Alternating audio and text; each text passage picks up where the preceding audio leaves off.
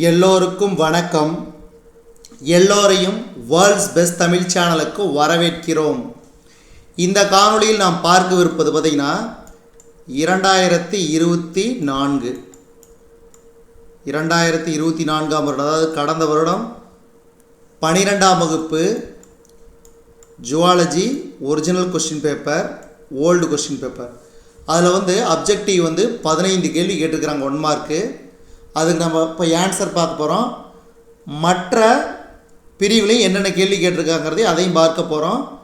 நீங்கள் கொஸ்டினை பார்த்துக்குங்க, அதுக்கு தகுந்த ஆன்சரை புத்தகத்தை பார்த்து படிச்சுக்குங்க. இப்போ நம்ம இதில் முக்கியமாக அப்ஜெக்டிவ் பார்க்க போகிறோம். அதில் மொத்தம் 70 மார்க்கில் 15 அப்ஜெக்டிவ். இதில் அனைத்து வினாக்களுக்கும் விடையளிக்கும். பாருங்கள், முதல் கேள்வி, சீம்பாலில் அதிகம் காணப்படுவது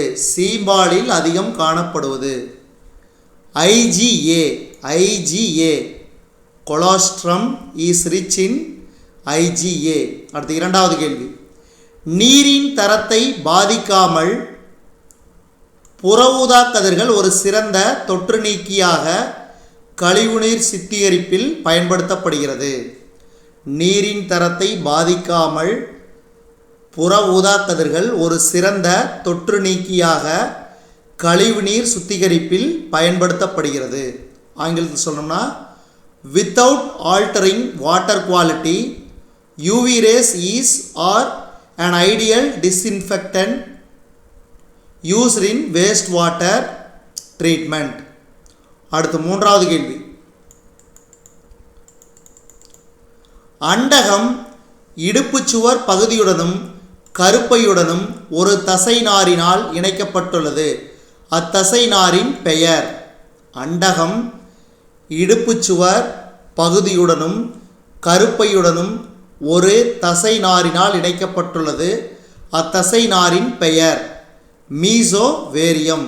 ஆங்கிலத்தில் சொல்கிற மாதிரி, the ovary remains attached with pelvic wall and the uterus by an ovarian ligament called mesothelium. அடுத்து நான்காவது கேள்வி, பி செல்களை தூண்டுவது ஆன்டிஜன், அதாவது எதிர்பொருள் தூண்டி. B cells are activated by antigen. B செல்களை தூண்டுவது எதிர்பொருள் தூண்டி. அதாவது தமிழ் மீடியமும் இருப்பீங்க, இங்கிலீஷ் மீடியமும் இருப்பீங்க.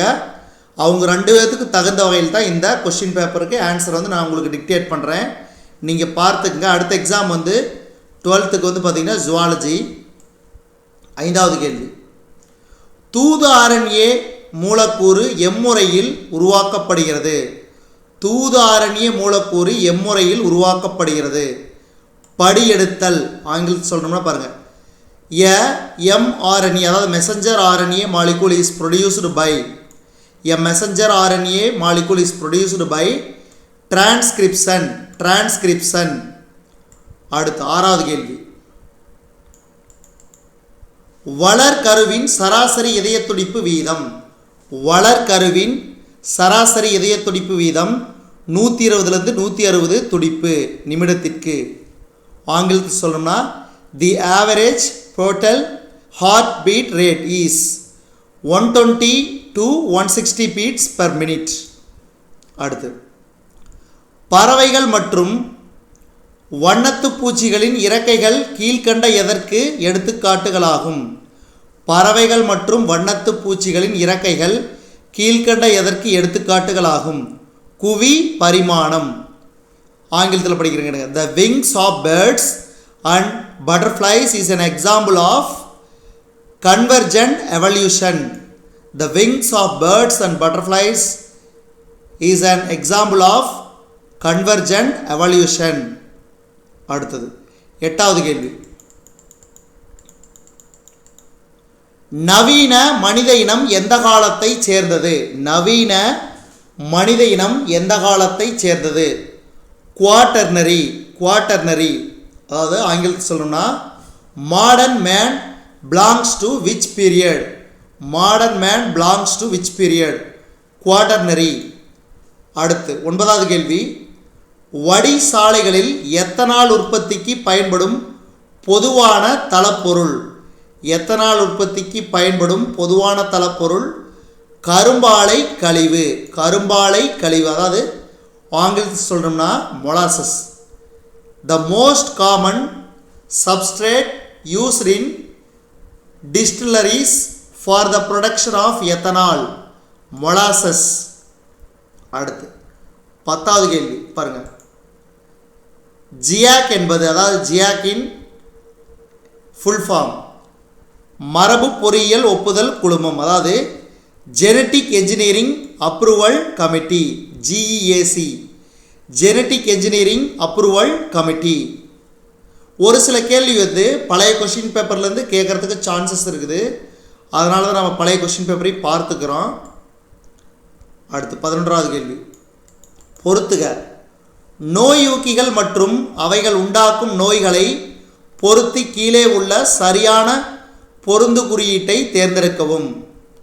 ஆப்ஷன் பி, அதாவது லீஸ்மேனியா, டோனோவானி, காலா அசார், உஜ்ஜரீரியா, பான்கிராஃப்டி, யானைக்கால் நோய். அடுத்து ட்ரிப்னோசோமா கேம்பியன்ஸ், தூக்க வியாதி. அடுத்து எண்டமீபா ஹிஸ்டாலிடிகா,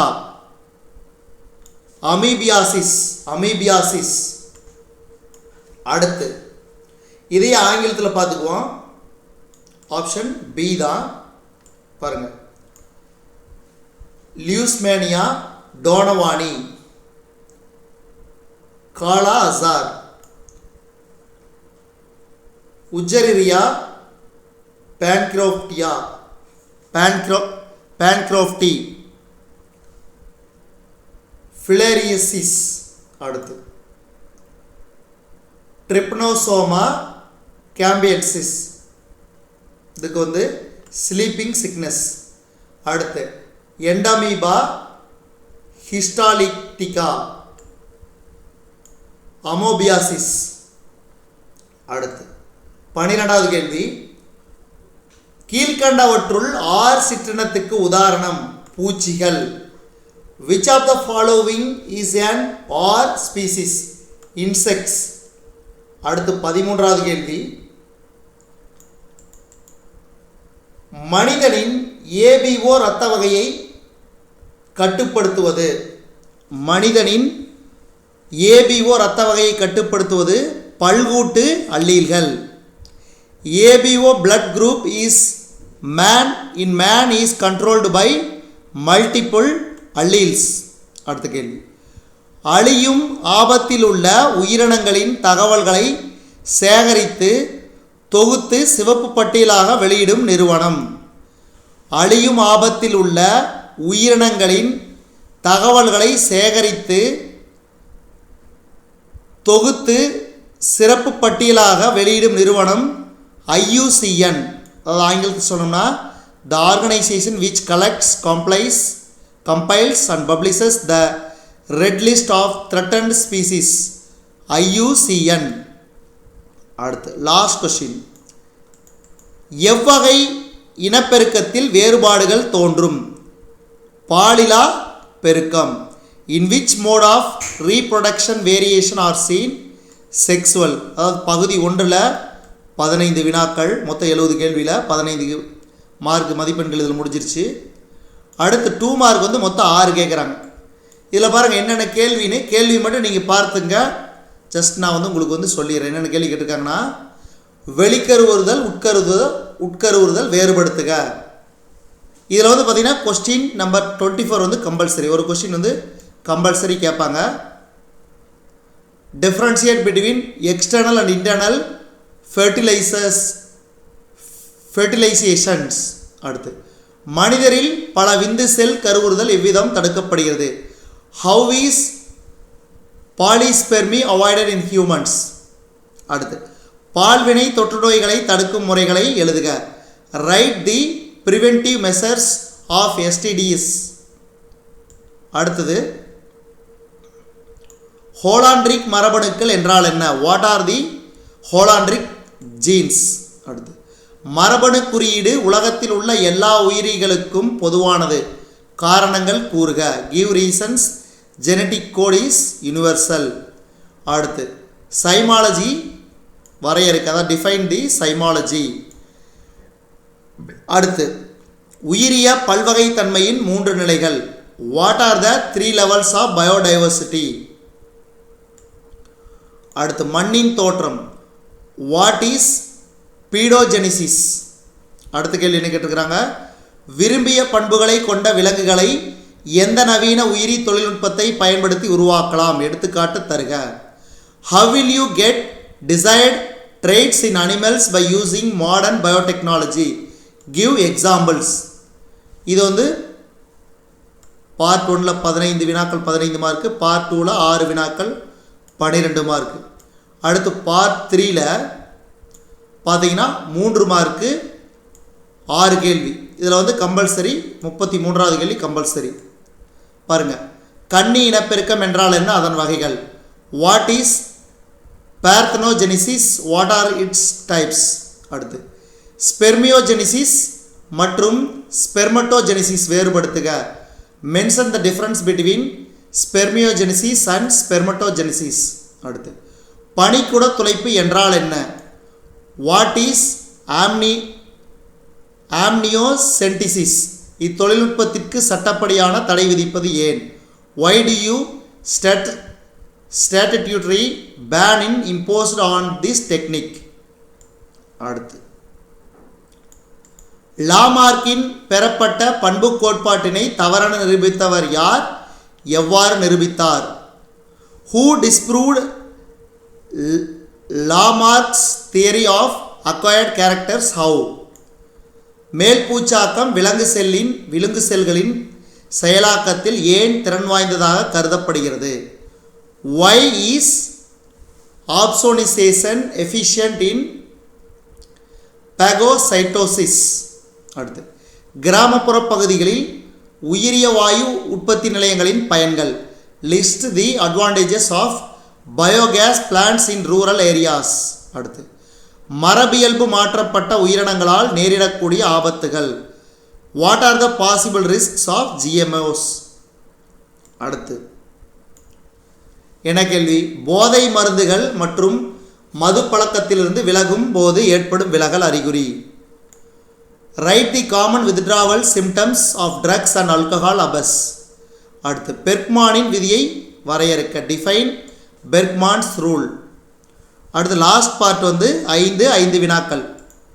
இது வந்து அனைத்து வினாக்களுக்கும் விடையளிக்கணும் அல்லது கேள்வி. இதில் வந்து பாருங்கள், உயிரிகளில் காணப்படும் பல்வேறு வகையான ஒருங்கிணைவு முறைகள். செயலாக்க மற்றும் மந்தமான நோய் தடை காப்புகளுக்கிடையேயான வேறுபாடுகள். அது ஆங்கிலத்தில் சொல்லணும்னா explain the different kind of syngamy in living organism. Write the difference between active and passive immunity. அடுத்த கேள்வி என்ன கேட்டிருக்கிறாங்கன்னா, DNA ரேகை அச்சிடல் தொழில்நுட்பத்தின் பயன்பாடுகள். Explain the applications of DNA finger printing techniques. அடுத்து டார்வினிய கோட்பாட்டின் முக்கிய எதிர்கருத்துக்கள் யாவை? Mention the main objections of Darwinism. அடுத்து நீரின் முக்கிய பண்புகள். What are the various essential properties of water? பல்வேறு மாதவிடாய் குறைபாடுகளை பட்டியலிடுக.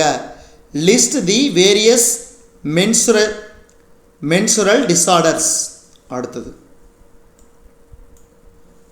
நுண்ணுயிரிய எரிபொருள் கலன் என்றால் என்ன? What is microbial fuel cell? Explain. மறுசேர்க்கை இன்சுலின் எவ்வாறு உற்பத்தி செய்யப்படுகிறது? Explain how recombinant insulin can be produced. அடுத்து கதிரியக்க கழிவுகளை அகற்றும் முறை. Explain the methods of disposal radioactive wastes. அடுத்து உயிரிய பல்வகைத்தன்மையின் இழப்பிற்கான பல்வேறு காரணங்களை பட்டியலிடுக. List out the various causes for biodiversity losses. இதான் வந்து இந்த கடந்த வருடத்தோட கொஷின் பேப்பரு. நம்ம வந்து 1 மார்க்கு மட்டும் ஆன்சர் பார்த்துருக்குறோம். மற்றதுக்கெல்லாம் வந்து கொஷின்ஸ் நான் வந்து படிச்சிருக்கிறேன்.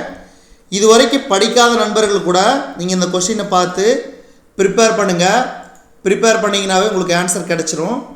அதை வந்து நீங்கள் வந்து திரும்ப திரும்ப ரிப்பீட்டடாக ஒரு வாட்டி பார்த்துக்க. ஏற்கனவே படித்த நண்பர்கள் நீங்கள் வந்து ஒரு ரிவிஷன் மாதிரி இந்த மாதிரி கொஷின் பேப்பரை, பழைய கொஷின் பேப்பரை பாருங்கள். உங்களுக்கு இது வந்து ஒரு ஊன்றுகோலாக உங்களுக்கு பயன்படும். நிறைய பேர் வந்து கொஷின் பேப்பர் பார்த்துருக்கவும் மாட்டீங்க. நிறைய ஸ்கூல்ஸில் வந்து யாருமே சொல்லியிருக்க மாட்டாங்க. ஆனால் மேக்ஸிமம் ஸ்கூல்ஸில் சொல்லியிருப்பாங்க. ஒரு சில ஸ்கூல்ஸில் சொல்லினாலும் நீங்கள் நம்ம வீடியோஸை பார்த்து தெரிஞ்சுக்குங்க. நீங்கள் ப்ரிப்பேர் பண்ணிக்கங்க. All the best.